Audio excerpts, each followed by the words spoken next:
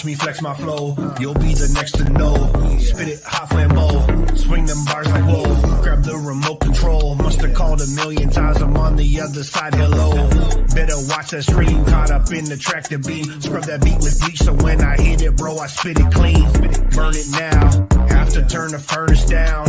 Y'all don't want this beef, I hit them with a holy cow. Hit them with the verse, got them thinking, wow. This ain't a game, kid, why you play around? This that ill spit, them bars are so sick. I'll shock the whole world and anaphylactic. Every single time I spit another rhyme, the planets all align so bright I blind them with my shine. Bro, I'm designed to make your confidence decline. Every line about to blow like stepping on a landmine. Here we go. Here we go.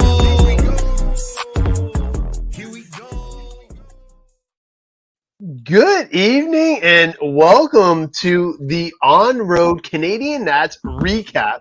This one is definitely going to be super cool because on my virtual right, we got none other than Douglas Schufel. I'll still play his intro, don't worry. I know people love that thing. Good evening, everybody. Jim, what's up, bud? So obviously, I'm super excited to talk about my first experience at the Canadian On-Road Nats. Luckily, I was able to pit right beside Douglas and Steve, watching both those guys completely decimate their cars, probably rip their cars apart more than I've ever seen in an on-road race. But there were some unique conditions and set of circumstances that forced the fast guys to make major changes to their kits in order to remain at the top of their game. Obviously, Douglas will be the one that can get into all of the technical aspects of that. But, man, definitely cool to see you in your element. And for a change, being challenged because typically you're just gone. So it was super cool to see everybody come and basically be at a Douglas Schufel level. Yeah, it's always good. Like, don't get me wrong, on-road is, as much as it is to keep your skills sharp, every time I can walk into any event, it's going to be a serious challenge for me in general. Because as much as I've only raced on-road 3 years, I've raced off-road a lot longer. So, off-road tends, I understand it a lot better, and then on-road, everything is just like super technical, half a shim here, half a mil shim here. The car's out of whack. So, dude, I'm happy you brought that up because like I was overwhelmed watching you work on your stuff and still bugging you, and you were still able to help me get into the mid-10s, which I really appreciate because my first time out, I was running like mid-13s, and I was like, yes, this feels great. I go there, I ask Douglas, I'm like, hey, what are you running? He's like, you got to be running 10s. I'm like, 10s? I'm like, holy shit, 3 seconds? Jeez. It was definitely super cool. And being able to can I get a replay of Dougie's intro? I missed it. Yeah, no, for sure. We'll play that. Jeff, what's going on, big guy? So one of the things that I noticed off the hop was the way that they had the pits set up. It made it kind of like an A and a B pit area, and I kept going back and forth, heckling both pits equally because it was a lot of fun seeing the differences between the two pit areas. And for those of you who don't know, the race was held in a mall center court. And basically in stores that have been closed down, they were able to set up, I'm going to say maybe 50 guys per room, something like that. And it did not disappoint. The shenanigans in each pit room was next level. The action on the track definitely blew me away. I actually shared some of the videos to the YouTube channel, so thank you for everybody that's been sharing that. It's actually blown up my my YouTube feed tremendously. A couple of them have already gotten multiple views, so I definitely appreciate all the support there. All right, here, hold on. You know what? Before we get into it, let me do your little intro here. Everybody's asking for it. Actually, this one is pretty. He killed it on me.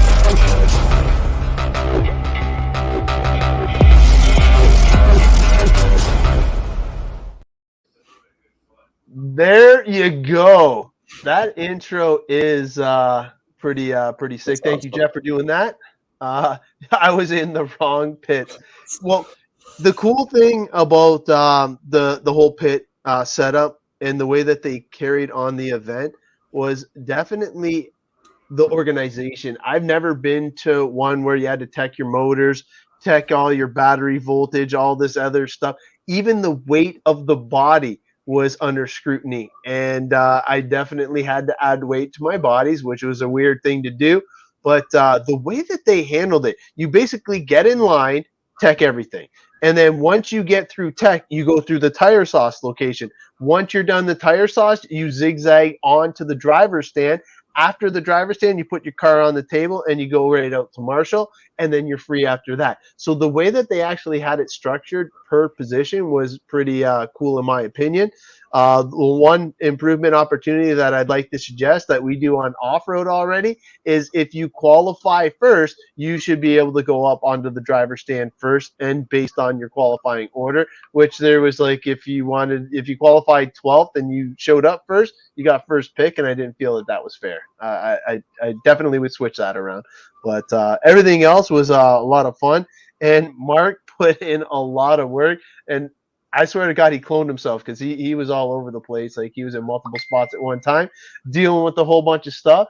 But it was definitely a cool procedure for sure. Hollywood. Yeah, no, Brian, Jeff does a phenomenal job. And if anybody wants one for their own personal page, he will definitely hook you up. So, 347 entries. So, not too bad for the redemption race. I know he was definitely happy with the numbers, but total laps run was 51,000 laps. That is a chunk of laps. Like, geez Louise. You were in the 3 classes or 2? Just 2 mod, touring mod pan. Yeah, so you're just in the 2 crazy fast classes. Definitely had fun watching you in both. The biggest one is obviously the mod touring, and then the 12 scale mod was the second biggest, Yeah. right? Because I think the touring car had more entries. Yeah, the touring car had more entries. Mod pan didn't. It was like by the main it had 1 heat, I think. So Right. it was okay. If you crash a mod 12 scale, Oh. chances of you having anything left are slim to none for stuff like that. When driving mod pan car, there's a level of respect out on the driver's stand that if like the car is faster than you behind you, just let them go. Or if they're coming up really fast, just let them go. Or like don't cut in front of anybody or chop them off because we're going so fast. If there's a mistake or we hit a wall, the odds of that car getting folded are very high. Yeah. Very, very, very high. So there's kind of like a level of respect out there, which is really nice to see because you don't always see it in other classes. But with those cars, because it's just because of how fast they are, there's a very high level of respect out there. It was super cool to watch you guys whipping around with those things. 72 plus kilometers an hour down the back straight. The guy with the speed reader, that was pretty cool because seeing everybody doing that, it was definitely pretty slick. Because 72 kilometers an hour, that's faster than my grandma drives down the expressway. So it's definitely cool to see. No, they get up really quick. But again, it's like it's 3.5, so I hope they get up that quick. So 3.5. That you were running a 3.5 turn motor. Everybody does. It's 3.5. You might have been running a smaller motor, but at that point you added like turbo or boost or something into the ESC to kind of help it out a little bit. But right. Like 3.5 is the standard, and then like for us we ran Blinky, but like at bigger races like Snowbergs or anything like that, they're using like absurd amount because the straightaways are so long, and because the power band is so fast with the pan cars, they have to give them so much top end. So now the gearing for a 12 scale mod, If you were running Blinky on that track, the gear ratio must have been pretty high. You run like the same gear ratio, blinky or not. It's Okay. kind of like a neutral thing, but it's 88 spur and then anywhere between 22 to 24 pinion, depending on brand of motor, track size, anything like that. But usually on the mod cars, you want to run a little bit on the bigger side for the track, just because it smooths out the power band on the car. But yeah, somewhere in there. Nice. Now, for you, what was the most challenging class? Was it obviously the 12 scale? Honestly, both. I struggled with both cars, especially because like with Mod Pan, it was my first event with the car. So I went in. I had maybe 3 weeks of practicing. Not even 3 weeks. It was like 2 practice days to try to get a good setup on the car. And then it was kind of like, here you go, like let's throw you in, like, and it didn't help either. My 3.5 didn't show up until at the Nats, so my first time ever driving 3.5 was at the Nats. So I really didn't know what to expect, which was fine. It wasn't a huge difference from what I had in there before, but it's just like, oh, okay, this is a little different. But definitely Mod Pan, just because it was the first event, so stuff like the setup might not have been perfect, the tire sauce might not have been perfect, the prep, any kind of those like little things wasn't perfect. So, but yeah. Now, the one thing that I noticed was you kept trying to put in more grip to your vehicle, which is odd for an event this Yeah. size, in my opinion. So for Mod Touring Car, that's all we tried to do all weekend. Mod Pan was different because the track had so much sauce. The track was just like just saturated in it. The foam tires would react very different to them. So it would be a lot of grip, edgy, a little more consistent because the grip is always there. With the touring car class, it's because it's so, I guess, greasy is what you could call it, or saturated with the sauce. You had to watch kind of, did you sauce too much, you sauce too little, because you had no idea. It's flip flop so many rounds. You had no idea what you were doing from round 1 to round 2, and it's like, I think I had my car every round. My car was down to pretty much bare nuts on trying to add some grip and find this, and find that, and all these other things in the car. Because I couldn't tell you. I still didn't figure it out. I still went into the main, and my car was on like it was on hockey pucks. It was pretty crazy to see you struggling with setup, especially with all the talent that was there that you were able to bounce ideas off of. That's for sure. Well, it's hard too. 'Cause it's like, as much as we had people to bounce ideas off of, not a lot of guys run mod. So it's like, so people like even like Dave or Alex, who I was going to set up on, or Kenny or Brian or anybody in my pit table that ran Nostramatics, it was hard because none of them ran mod before, so they have no idea what to change or where to change. I should say, not no idea. They can give me a base, but it's kind of like I gotta kind of figure out on my own type of thing almost. So, Yeah, because the amount of power that you're putting down is Yeah. just got to be next level. Yeah. Oh yeah. Like even mod touring car, we were running Blinky. We didn't. It's not like we were running anything special in that either. It's the same thing. So Brian was wondering, what 3.5 are you running? Orca. Yeah, Orca. That's what I thought too. I just didn't want to miss. Yeah, no, you good. But yeah, Orca. Yeah. But So next year he's gonna bend his bulkheads and run mod with you. Oh man, wasn't that your issue for a while that you didn't know about? yeah, so I went to Phoenix one day, and the car was good, but not great. And then I was like, it was okay. Ended up finding out later that I bent the chassis, 2 front bulkheads, and 2 upper link holders on the car. And I was like, great. But I don't know, it was okay. But it's just hard too, because it's like mod is so abusive that like the guys are like, oh, you're tearing apart your car, and looking at it, I'm like, dude, I have to. If this car isn't in like a million pieces in between every round, you're doing something wrong. because I'm that guy. I am doing something. But you're racing stock though, so it's a little bit different. Stuff like stock, you always have to take it apart. Stock is more like put on a setup station, make a change. Right. Because the car reacts, the changes react better in a slower class than they do with a faster class. So Agreed. To get a change to work in a mod car may not always work on a stock car. I shouldn't say that. A stock car change to a mod car won't always work, but a mod car change to a stock car change will I would say work excessively because the car is going that much slower. And that's the hard thing. Like between the pan car and the touring car, it was like touring car was like literally like if you looked at the car, you could just see electronics and arms. Was most of my time. Yeah, like it was like I was looking at something, checking some things, trying to move some shims around, see what I could do. And then the mod pan was like, okay, every round tires off, check the front end, pull the rear end off, make sure it's all good, nothing's loose, check it all, go over it, new set of tires, let's go. Because it's hard. Well, the one thing that like surprises me still, and you actually, if we could talk about this, the track got a little greasy, and what we mean by that is the track didn't produce the amount of grip that everybody thought that we were going to have.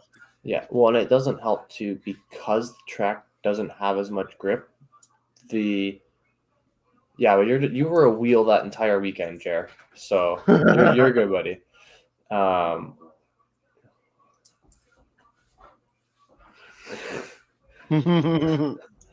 Yeah, that's true. What's up, Marcel? But again, though, the problem is that at that level, if you're not pushing the car to the limit, you're not going fast, and that's the problem because every other guy in that pit area is pushing to the limit and it's faster than you because they have a handle on it. So, and then again, too, the hardest thing, going back to the track, the hardest thing is that because it didn't produce the grip we were wanting, the tires were sucking up the sauce, but we weren't putting, like, the hard thing to put is the sauce wasn't going into the tire, really. It was more going into the track. Because we were just spinning and not biting, that's where you kind of get that greasy feel because the sauce isn't going into the tire. It's going into the carpet. Right. Just kind of like that weird feeling. And then once you get it to the point where it's greasy and the track doesn't have time to dry, like we had time to dry, but by the time our touring mod heat came up, the track was back the way it was at the end of the day anyways, because the track was only drying for, say, 6-7 hours per night. Yep. Meaning that in the morning, you only had maybe 4 hours of decent, consistent sort of grip before it went back to all that greasiness. So, which it threw a massive curveball because usually what ends up happening when it gets greasy, and this is the other thing. When the track gets greasy, it usually becomes extra grippy, like more grip. And then what the struggle is the car doesn't turn. That's usually the struggle. But this was the total opposite. We lost complete grip and got a crazy amount of rotation because the rear end was coming around the entire time. So it was kind of like, ooh, this is like a very flip-flop experience that really none of us have experienced unless you've been to a track like this. So, whoop. But yeah, so I want to bring this in just to see if this is going to work. It is the mod 12 scale here. So I'm hoping I can get this to go full screen. I'm going to pause it here. Now, this is showing down the back stretch and all that stuff. I just want to pull this in and hopefully we're at the bottom. Okay. So this is our leader. We got Douglas right here, and he's actually facing the wrong way. He's just making up his own stuff. We can't see your cursor right now. Oh no! All right, here. There you go. I'm gonna fire it up. See. Now I can see the cursor. And we got some fast guys because this is like right after the 21.5, I think. 17.5. 17.5. Or 17.5. Yeah.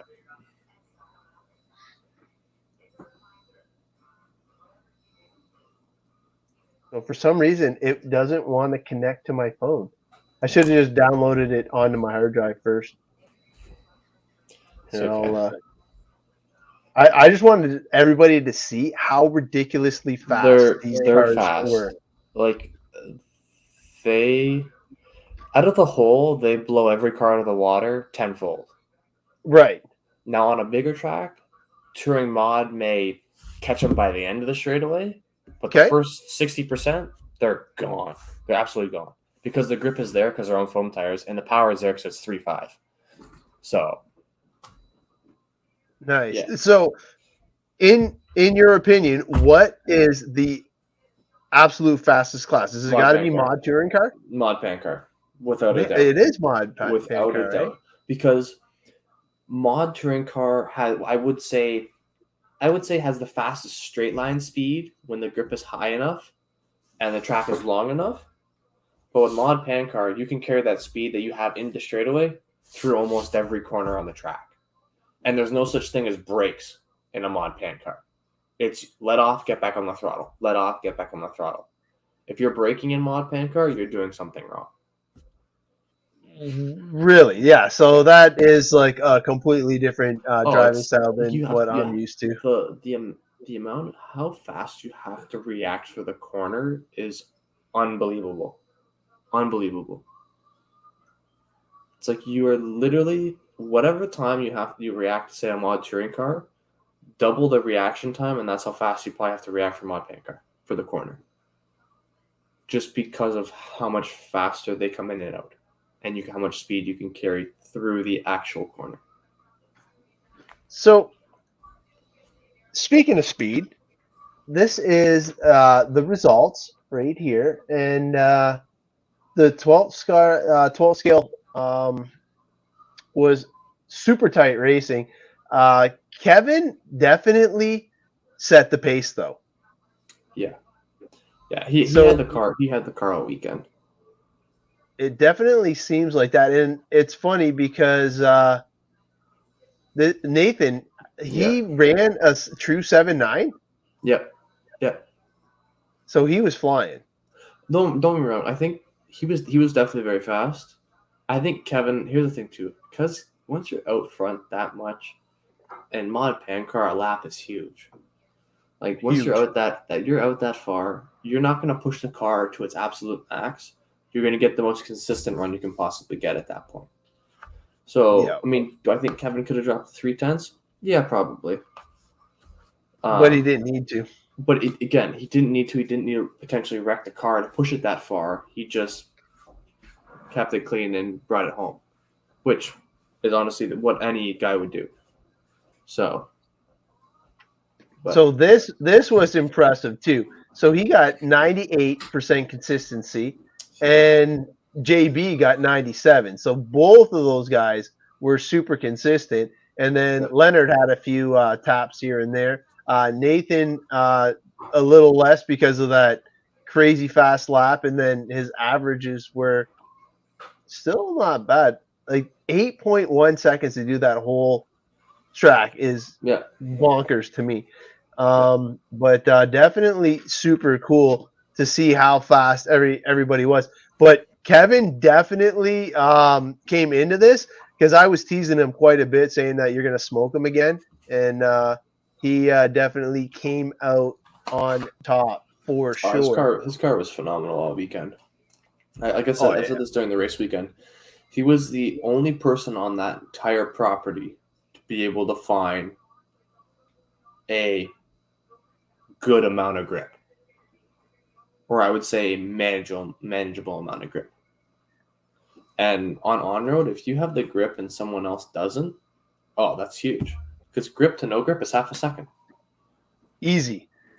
And he just seemed to have everything he needed. It was pretty impressive to see. For sure. So, touring super stock, this is the 17.5 class. Yep. And this is where Elston Kelso just crushed it. And he was super happy because him and Dave Johnson both TQ'd, and he wanted to make sure that he left a huge statement. And it's funny because Dave Johnson keeps telling me that Elston's a lot faster than him, but this time he got to prove it. 96% consistent, pretty good there. Gordy Tam did phenomenal. Yeah. Patrick, for getting on the podium at a place like this is extremely hard. Brandon Schaller, and last but not least, Glenn Sisson, who races out of RC Niagara. So definitely super cool to see all those fast guys and talent up in the mix for that. Yeah. So 100%. up next, we got the Super Stock 12th scale. And now this Tom guy, he He's freaking, fast. He's oh fast. my God. Not only is he fast, he TQ'd 3 freaking things. Yeah, he's CRC's one of CRC's top drivers. Well, Like, it showed he- this weekend for Yeah. sure. Because you got Tom taking the top spot, going tone to tone, running 870s, 2/10 quicker than everybody else, which is really impressive in a 12th scale. Yeah. Leonard taking the number 2 spot, Alex in the 3, Jared Barden in the 4, and JB in the number 5 spot. So, like, all these names are all top dogs, and to see them battling it out for a win like that was definitely super cool to see. Now, I know there was some cool stuff going on in some of the other ones. You know what? We'll keep the tour and mod for dead last. We'll do the 12th scale stock A main. What was the absolute biggest class of the weekend? Do you remember? It was either USGT or 2015. I can't remember. Yeah, between those two, right? Yeah. So for 12th scale stock, you got Alex taking the win over Jared. Tom in the 3 from the 1 spot, so still held on to get that last podium spot over Dave Johnson and Brandon Showers. Like those, like everybody in that top 5 could have potentially won it. You could have thrown a blanket over those guys, and they were all within it. Like if you look at first, second, and third, less than a second apart. Yep. Yeah. You know That's stock 17.5 pan car for you. Wherever you go, when you get a high enough level of drivers, it's even less than that at times. Like there would be a guy between 2 and 3 right now, and probably 3 and 4. At like Cleveland, it's like the top 5 within a second. Tom's crazy. That is pretty impressive. Now, for this one, was it a spec motor? Because No. I know Dennis brought up something for that. USGT has its spec motor. GT12 has its own like motor. Some races you go to, 17.5 will give you a handout motor. But for this event, it was just bring your own 17.5, make sure it passes tech, and you're good. Well, here, speaking of tech, hold on, what did tech was kind of messed up. They marked the USGT GT12 motor, but never looked for the marks, and someone was still caught cheating. Dennis, you always got to bring up something controversial, don't you? But I did hear some rumblings about that, and but honestly, it's hard though for them to do tech when they went through. From what I heard, they went through 3 tech people this weekend. Something like that. It was something crazy. Like the original 3 people that were doing it, minus I think Mike, all said no by like the Saturday or the Sunday. We're like, yeah, we're not finishing this. So like, don't get me wrong, it's a very hard thing to do, but I give anybody kudos who can do tech. It's crazy. Yeah. So I definitely don't envy that position one bit, because everybody's trying to get an angle on some, and they were awesome for me and my daughter. For some reason, my stupid high-tech charger, like I have a good charger for off-road, I would say, but for on-road, instead of it charging to 8.4, it was going 8.43 or 8.42 or something like.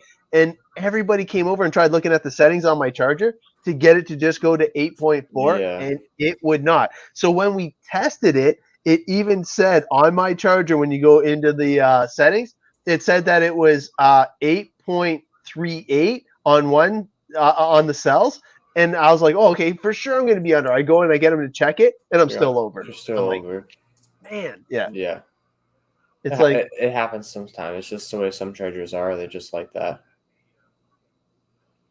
Yeah, no, he's 100% right. It's like being on the factory line, except you're doing the exact same thing over and over and over again for 3 days for way longer than 12-hour days. yeah. So who's Richard Smith? He's one of the local racers at Niagara. I don't know. I mean, I would assume Richard's just maybe good at doing tech. I don't know. Maybe. But he's a local guy from Niagara. He races USGT VTA, I think. Okay. So, yeah. Well, speaking of VTA, that's what I got up on the screen. So Max was definitely pretty fast, and I covered him in one of the interviews, and he was funnier off camera because off camera he's like, nobody's got nothing for me. I'm gonna be the best. Blah blah blah. I get him on camera. He's like, well, I'm worried about this guy and this guy, and I'm like, what? No, you said you were the champ, guy. I wanted him to throw some major shade, and it ended up being funny because he won anyways. But off camera, Max would have been the guy, and he's got like this French accent too, so it would have just been freaking hilarious. But he didn't even call anybody out. He was very humble on camera, and the whole as soon as I said 3, 2, 1, go, his whole demeanor changed, and he got nervous, and he stopped calling people out. But it was definitely a well-deserved win. So you got Max in the top spot, Daniel in the 2, Stoner in the 3. Stoner actually had his new paint from Brandon, and it looked pretty good. But Stoner's buddy that had the Canadian paint scheme from Brandon probably was the best paint scheme that I saw out on there, especially the way that he ghosted the Canadian flag into the white and silver. That to me looked freaking awesome. And then you got Brian Robbins right there, man. I know he was waiting for his name. Definitely super consistent too, up there with 96%. Good enough for 4th. And then 5th was Chris Kebab. So super fast guys in the USGT or VTA. I'm sorry. It was pretty cool to see him rocking and rolling as well. So next up, we have another stock class. This one was super huge too. I might have been wrong. I think this might have been the biggest class. I think. Don't quote me on that. Well, touring stock had 70 plus entries. Oh, then it was definitely touring on 21.5 because I think USGT had 60 something. I think GT12 had 60 something, and then I guess 21.5 had 70 something. Yeah, which is impressive because that's a big class. So GT12, not gonna lie, I'm gonna build one for next year. If I'm gonna do on road, I think that will benefit Ross Racing because it's slow and it's it's just an easy class. It's full fender. It looks like USGT just like 1S slimmed down. Yeah. It looks like a fun class for me because it's super fun. I need to be a little bit slower, so it's still really competitive. It's just a lot of closer racing, I guess, is what you could say. Oh yeah, because like look at this, like first, second, and third, only 2 seconds between them. So definitely Tom had the car to beat, just couldn't keep it clean and came up one spot short to Carlo. And then you got Tom, then you got Brandon. Then you got Robert, and after Robert, you got Mike. And Mike actually did better than I thought. And it was funny because I didn't realize who Mike was, but he was the one that was sitting. Yeah, it was he was a hoot all weekend long. Yeah, definitely. I'll call him out on this one.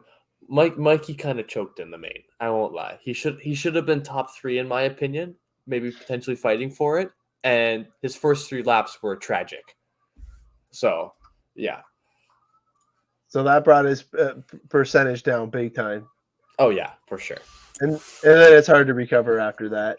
It's hard in GT12 because it's not like you can have an advantage on the battery or have an advantage on the motor or anything like that. It's all the same. And Yeah. by the mains, guys are running the same gearing, the same this, the same car, the same body. I think the top 4 had the same body, or top 5 had the same body, except for Rob. I think Rob was the Oh, only truck that had a geez. Porsche, and the rest of the guys had this. I don't know. I don't even know what it was. It They all looked had it the looked same like a body. Le Mans car. Kinda, yeah, kinda. Yeah. And they're all running it. So, but no, it happens. All right. So let's see. Keep on going. So the World GTR. This is definitely his bag of tea here because he he crushed 100%. it. He did. And no shade to Mike's win here, but Mikey should have been like 2 laps up, in my opinion. Oh, His his car car, was that much faster. Was that much it faster. was dialed. Yeah, no, So it was good. He had an yeah. AI driver.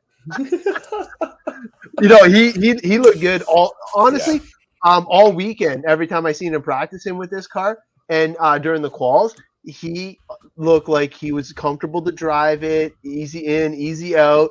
Car just did everything he asked of it, and you know what? With 99% consistency, like what Yeah, else can you ask for? you can't ask for anything else. Yeah. No, it's pretty crazy. Should have got turned on the first lap though, eh? But Okay, all right, so Mike definitely took that win, but yeah. his efficiency, I think, so far is the best I've ever seen. You got Mark in the 2, Jeremy in the 3, Frank in the 4, and James rounding out the top 5. All right, so hey, Greg, what's going on? Hopefully, you're ready for some off-road racing because we are going to be done with on-road in a second here. So I'll do tour and stock, and then we'll do F1, and then we will do the mod. Save that, or no, you know what? We'll do USGT first. USGT. So the second biggest class. Obviously, it's no surprise who took the win here. Dave Johnson was at our local track the week before, and he just straight out put a beating on all our local guys. You could tell that he was already in the Nats mode, and and he wanted to make sure that all his stuff was working good. And he even almost convinced Andy into getting an automatic. Like that's how much of a beating they put on our guys.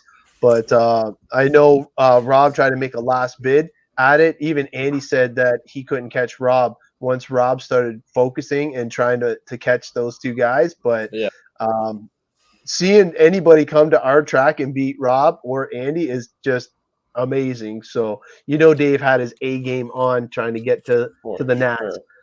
So number 1, you got Dave Johnson. Number 2, Gordy Tam, definitely super fast. And then Phil impressed me because Phil was working on his stuff for a while, trying to get it dialed in. And I mean, like, not even just that weekend, like weeks before he was preparing for it. All his posts, he put in work. Oh yeah, Phil is one of those guys that is always super consistent, and his cars are always good. And then you can see from his posts, any little problem he can find or can fix, he'll fix it. Mm-hmm. Even if that takes like the one like that ESC plate he built for his ESC, so it wouldn't scrape on the ground or anything like that off the carpet. It wouldn't cause something like that. Like just like little things like that, it blows my mind. Like he does it so well. So yeah. And every little thing that he does, it almost looks factory or better. Yeah, 100%, 100%. Yeah, so he's been doing it so long. He knows it inside and out, and he does a phenomenal job on it. Yeah, he's definitely one that I can appreciate with talent, and he's got it in his space, and he's such a nice guy to boot too. True, very true. All right, so this one I'm super proud of. Yeah, Formula One A main with an S-Works chassis. Go baby. So Mr. VRC taking the win, and it was a battle up until the last like maybe 4 laps because him and Sean were going back and forth like crazy, and I wasn't sure who was going to take that. It was a 2-car show, not knocking anything that Steve did, but you could tell that Andrew and Sean definitely had their battle raging. Right. Yeah. Those two were definitely battling. And then everybody else was behind them. 2/10 quicker than everybody else. Steve was keeping them honest with the only other 10-second pass, but Yep. definitely cool to see those guys being able to do that. His car was really, really good. Now I just gotta put out something other than a Hobby Wing motor in there, and he'd be all good. Who's that? Car. Oh, That man. Hobby Yeah. Wing motor killed. Like, don't know, he did phenomenal with it. Time to upgrade, bud. New battery, fresh motor, the works next year. And then he'll be like a F1 Slayer, dude, eh? like I bet you he drops 3/10 off his fast lap and his average lap if he gets a better motor and a better battery. Because the average lap and the fast lap will be much closer together, so he'll be faster throughout the whole race, and he'll probably drop his fast lap because he'll have more power in general. So there you go, Mr. VRC. Hook it up. All right, so you got Andrew in the number 1, Sean in the 2, Steve in the 3, Frank in the 4, and Daniel rounding out the top 5. So definitely cool to see. And honestly, they are still the most realistic looking cars out 100%. on the property for 100%. sure. So this is the Touring Stock A main. I know if you think it looks familiar to the USGT, it almost is. But number 2, I got to give him huge props. Barrett definitely impressed me this weekend. All of his stuff looked really good. And from what I can remember from years past, he is on the verge of being like a mini Doug. Like, he is nipping at the heels. And does he race off-road? Who's that? Barrett? He did. I don't know if he's gonna race this year. I don't know. I know he did. I want to say 2 years ago when he was still with X-Ray. I'm pretty sure he raced it for the 1 year. Okay. And then I think he switched and then just kind of focused on his on-road cars through the summer. So I don't know if he's going to do the same this year, or maybe just take a break, or maybe I don't know, maybe get some off-road cars. I don't know. I don't really know, but I knew he's raced it before. So it would be cool to see him try and throw in for a little outdoor off-road action. But again, you got Dave Johnson taking the win, Barrett in the 2, Elston Casso in the 3, Gordy Tam in the 4, and Lou Vanderway rounding out the top 5. Lou blew me away, and it was funny because I've only went to Lou's track one time, and I got drug out there. You went to it once too? I've been there once. That's it. Yeah, me too. And it was phenomenal because it was attached to his house. It was kind of like a barn built onto a barn dominium, and it was pretty damn cool. I wish that he had something like that because he would have been super close to me, and that would have been probably my home track for on road. Luckily, we got Brian, Wes, and BJ with the Windsor RC crew, giving us a place that we can race the on road with. And if that's going to be never underestimate Lou. And if that's going to be the case, I think I'm going to take my touring car, turn that into the USGT, and I think I'm going to get the MTC 2.5 or whatever it comes out with. I don't even know. But that way I can just stay with Mugen and keep it going, because I was thinking about going Awesomatics just because Douglas has it, but I looked at the complexity of it, and then what Dave Johnson showed me with the new 900, I was even more confused. I was like, geez Louise. I'm like, I better stick with something I know. Yeah. Yeah, no shit. Yeah. Honestly, Lou blew me away. He's impressive, and the speed that he was able to carry and show these young bucks what was up, it was definitely cool to see. All right, so we saved the best for last. Let's see if we can pull this up here. Touring car A main modified. Damn, it's still running in the single digits, top 3, all running in the 9s, and Nathan right there, even top 5 running in the 9s. I got nothing but craziness to say about this. All you guys were running 98% and up. Like, that's bonkers how consistent you guys were running that fast. You had enough to hold off Barrett, and it was like basically one lap behind Kevin. Kevin had a really clean race, so it was super cool. His car was really, really good all weekend. It was definitely like the okay, let's chase and see how much we can get out of the car, how close we can get. Yeah, Brian, I might actually get an X-ray. I'm going to talk to my buddy Wes and see, because whatever will help support the Windsor RC Raceway as much as I can. That's kind of what I would like to do.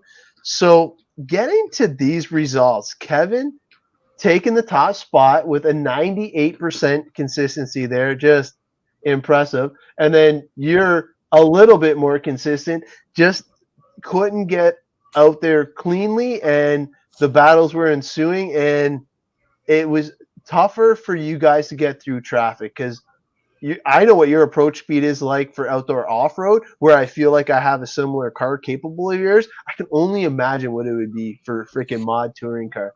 Like, you're there in one turn or less. It's just a missile. So you got Kevin taking the top spot, you in the 2, Barrett in the 3, Nathan in the 4, and Lou again in the top 5. So that's 2 top 5s for Lou running in the thing. Does anybody know what kind of car Lou is running? Osmatics. I figured he switched to the dark side. He's been there for a really long time, actually. Okay. The past 2 seasons, maybe, something like that. Yeah, you definitely can't count out him at all. He's definitely somebody that is very, very fast with that. But I know that we got all this,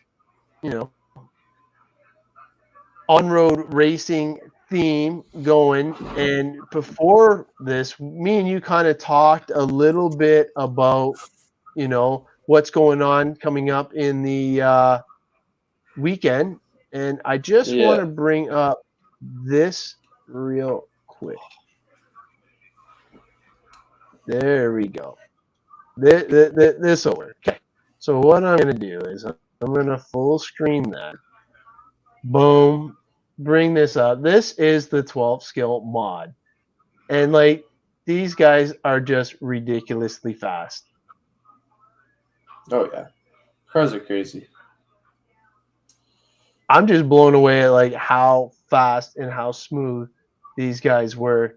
And it's just insane to see how good the drivers were, including yourself, at like just keeping it going. Are you doing the Phoenix Raceway in May? Don't know. I don't know. The thing is, I don't know if I'm going to get in because the entry cap is full. But if I get my new touring car, maybe. But right now, it does not looking so promising. So, because my mod car needs a complete overhaul, to say the least. So, but I don't know. We'll see. Real depends. Right now, car is kind of, their shipping has been a little bit slow on these new cars, to say the least. So, not only shipping for that, like shipping for everything has been just bonkers. Yeah. And take it from me, I can't believe that we're getting ready for the off-road season, and I'm just getting the last little bits of pieces in right now. Yep.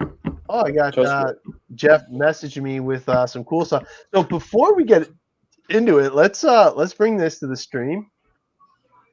And this is a super cool little video here. There you go.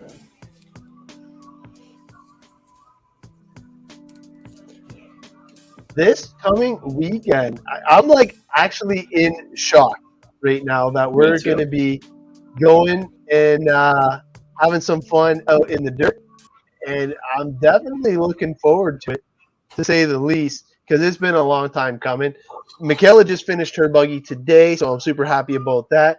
Brandon said he's going to be getting the bodies ready for me. So Mikayla will have her new short course, her new buggy, and Nathan will have the buggy body. And I have a super secret J Concepts lightweight body for the short course that if he has time, maybe he can get that for me too. But at least I have something that I can throw down with anyways, because I want to do decent in the short course for sure. There you go. Looking forward to that. So Yeah.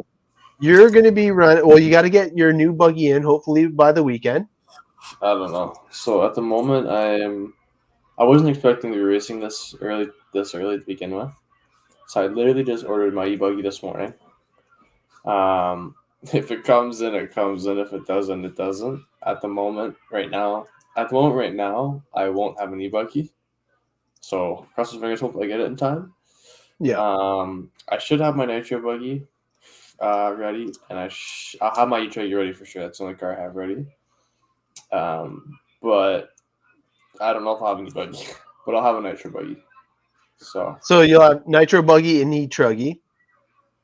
Yeah, on cross my fingers, everything goes well, and I should run those 2 classes. But if the e-buggy comes in time, I'll run buggy, and then I might just bring the truggy just to play around with some practice. But like the goal is to run buggy. But I don't know. I don't know at the moment. So It's a good thing there's a few drops. That's all I can say. yeah. Well, the thing is, I know I'm going to try to hit as many as I can, but with the bigger races I want to go to, I don't know if I'll be able to make the 5 even. I don't know. I have to look at the schedule. But I'm hoping I should make the 5, and then yeah.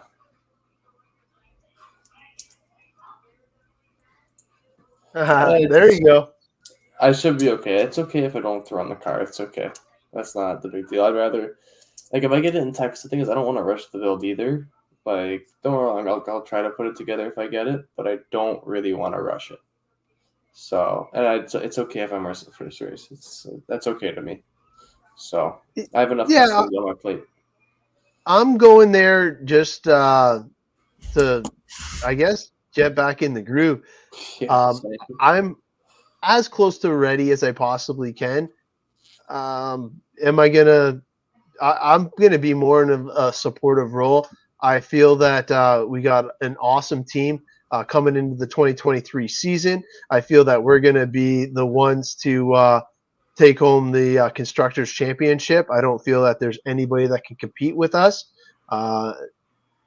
I'm like super stoked. I feel that we're going to win it at Spark, Crestwood, and John's track. The only one that some other manufacturer might win the overall is at the Barnyard, but we'll have to see if we can sneak in there, depending on how many drivers we can get going there on a consistent basis. But I feel that there's definitely a bunch of new players to the game. You got, of course, Techno, number 2. You got Mugen has a great team this year now. They're going to be stacked. You got basically the Rhymers holding it down all the way. And then you just picked up Abby and I'm trying to think. Chris, George, Steve. And George. Well, unfortunately, I don't put Chris in their level. I know he tries. I wouldn't say I put them their level, but they're definitely going to be driving Mugen, getting those 2 guys faster. Yeah. Absolutely.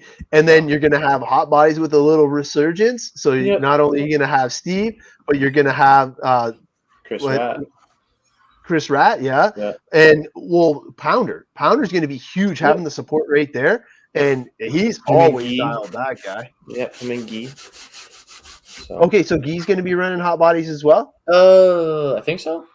Okay. On that? I think so. No, yeah, but it makes sense if he would. Yeah, and then, of course, you're going to have the Mayako team. I know you got Matt and you got Robbie Quick, but beyond that, I'm not 100% sure who their fast guys are, but I know Robbie Quick will be there. Justin Williams, Chris Fontes, they're both. I'd say Justin Williams is the main driver. Fontes is like a top B, bottom A sometimes, depending on how fast he gets it going. But yeah, they're looking good. And then we're going to have the new WRC getting thrown in the mix. You got Sean Brennan, who's good at cooking steaks, but I don't know if he still drives.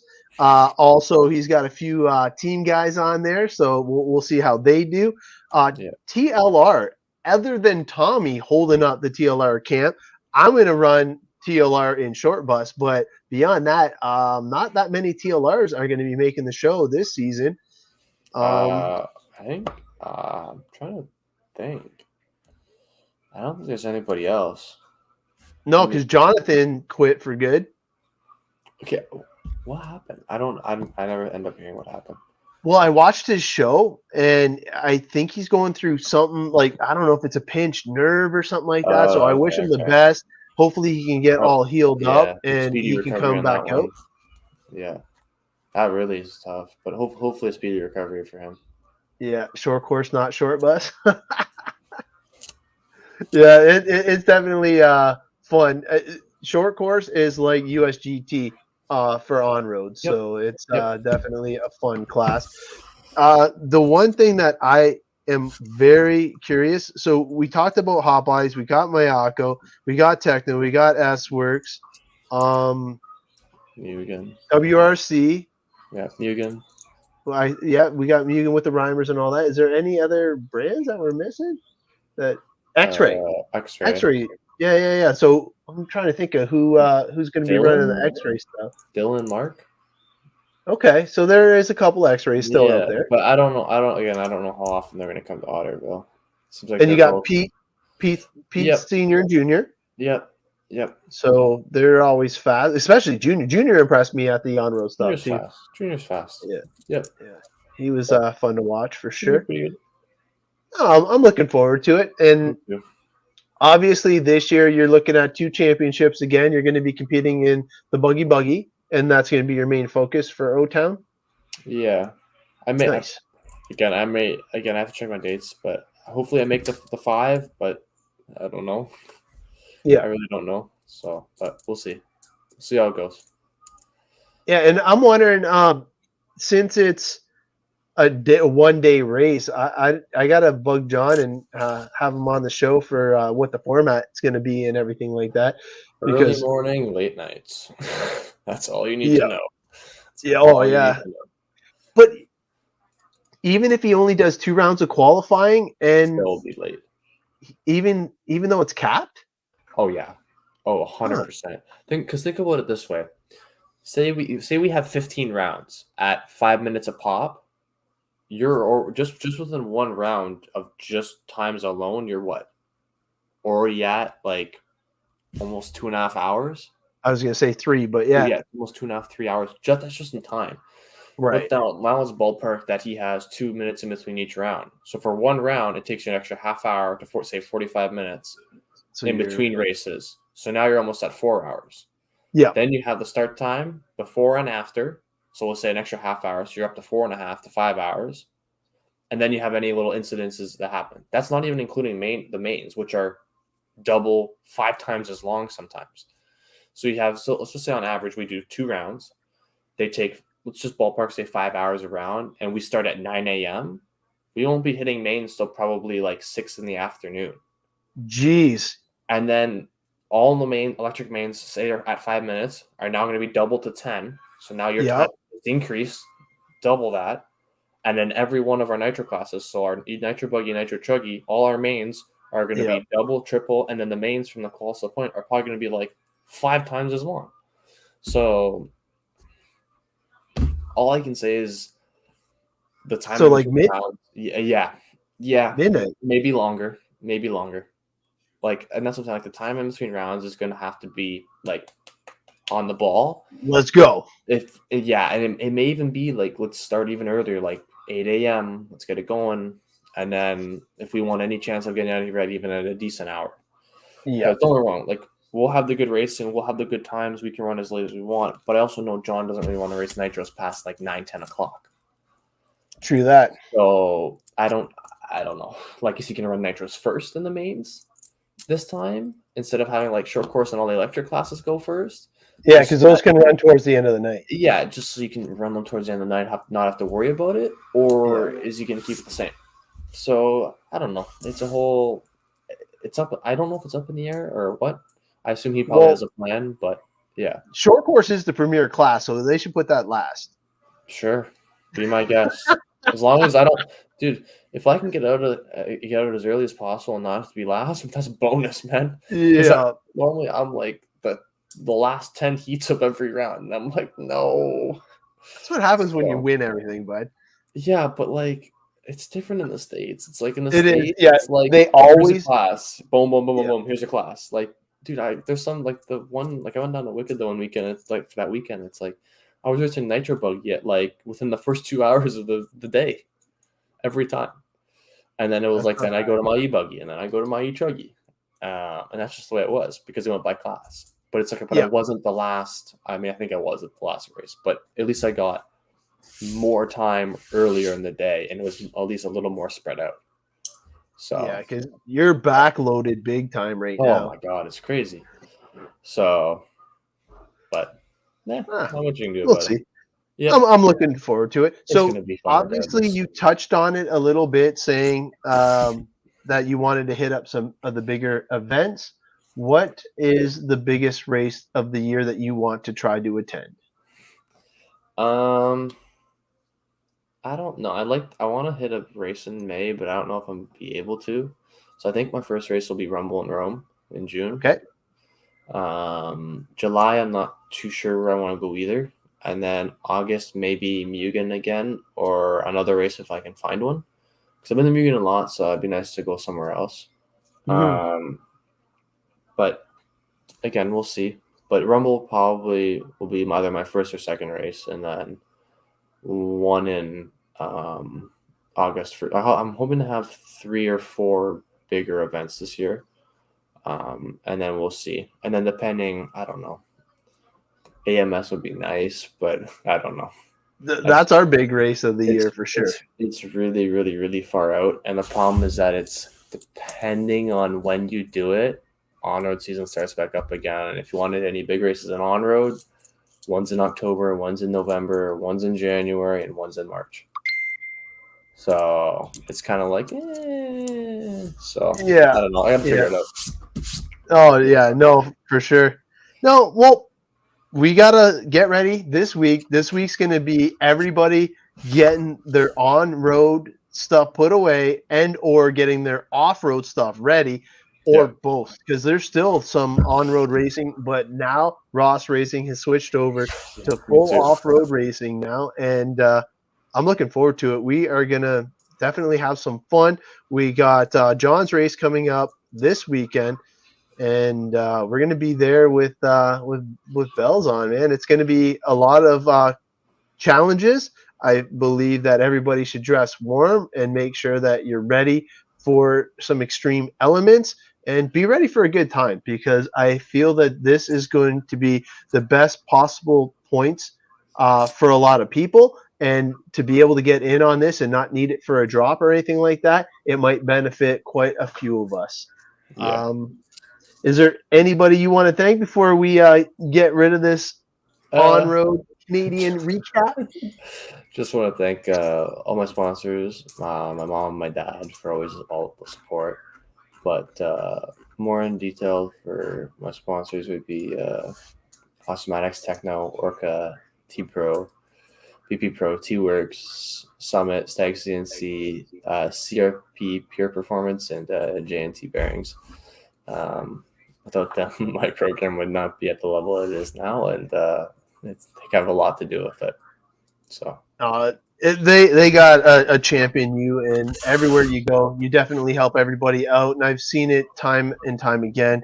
Even when you're struggling, you were still in a good mood, and you were still helping out other people whenever they came by and needed that assistance. So it was super cool to see you still being in that mode, even though you're getting challenged, because it was odd for me to see you being challenged like that. And you still persevered, and you're still my champ, and I'm looking forward to seeing you next weekend. Awesome, man. Can't wait. All right, man. You have yourself a good night, and You I too. will see you later. All right. Bye. See ya.